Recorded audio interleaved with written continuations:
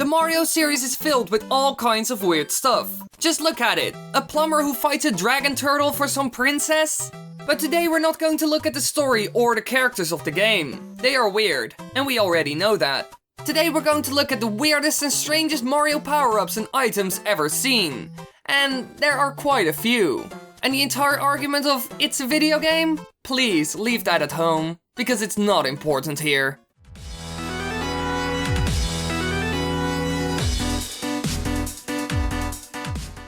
Number 5. The Tanooki Suit. It transforms Mario or Luigi into a Tanooki. The suit grants the same abilities as the Super Leaf, with the added ability of turning into a statue. The statue ability can be used offensively if the player transforms in mid-air and drops on enemies. Such a tactic can defeat some normally unbeatable enemies. Now this power-up is a bit weird because Mario dresses up as an animal. This isn't the only power-up where he does this, but that doesn't make it any less weird. And especially the entire PETA debate that was going on made it even weirder, since they showed Mario covered in blood while wearing the suit.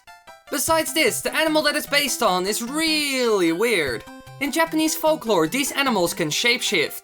This explains why Mario can change into a statue. And they also have huge, genitals. Yeah, let's keep it on that.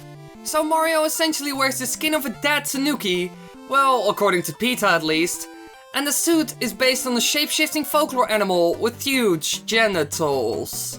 Yeah, weird. Number 4. The Spring Mushroom. It resembles a metallic mushroom with a spring-like top. When obtained, it wraps a spring around Mario or Luigi, turning them into Spring Mario or Spring Luigi. Now, besides the fact that the spring physics are the weirdest I've ever seen, since Mario would have broken his neck at least 1,000,000 times by now, it's a strange item. Mario gets wrapped up in a spring and essentially becomes a spring himself, and can only bounce around from that point on. Now, using this power-up is quite difficult, weird and awkward. That's because controlling it isn't easy. You bounce all around the place. Mario gets a huge headache from it since he lands on his head all the time, and it looks strange. Overall, one of the more unnatural and painful looking power-ups. Number 3. The Goomba Shoe. A large green colored boot with a wind-up key sticking out of the back of it. It's one of the most uncommon of all the power-ups in all of the Mario franchise, and made its first appearance in Super Mario Bros. 3, with the latest appearance in Super Mario Maker. Now this item is great and very useful in the game, since stuff like spikes becomes no problem at all. But I only have one question. Why a shoe? Why does a Goomba, an enemy with no need for a shoe at all, have a huge shoe? Where do these shoes even come from? Who came up with this? It does, however, work surprisingly well, since the Goomba can maneuver around very easily, and the same goes for Mario. But still, I guess this is what happens when you leave a bunch of people on an island for too long. The Japanese have been on that piece of land for centuries. I saw a movie once with Tom Hanks in it, stranded on an island, and he started to talk to a ball after a couple of years. I guess that's what happens. By the way, shout out to JonTron. This was a JonTron bit. Number 2. The Goomba Mask. This mask can be found after defeating a certain Goomba or in the right statue near a set of charging chucks in World 5-1 in Super Mario 3D World. Upon wearing it, some enemies capable of noticing the character's presence do not recognize the player, and also don't attack him. Also, spotlights do not react if the player is within sight. Now this one, yet again, very handy. Yet again, why even? Look at it. It's way too big. Way too big. But now Mario can live out his dream of retiring and not having to deal with Bowser, Princess Peach, killing innocent turtles. It's the ultimate solution. He can just live among the Goombas. Problem solved. Weird, but problem solved. But just look at it for a second. 1. The Goomba head is way too big. 2. Mario is a Goomba all of a sudden. 3. Mario can even walk like a Goomba when he crouches.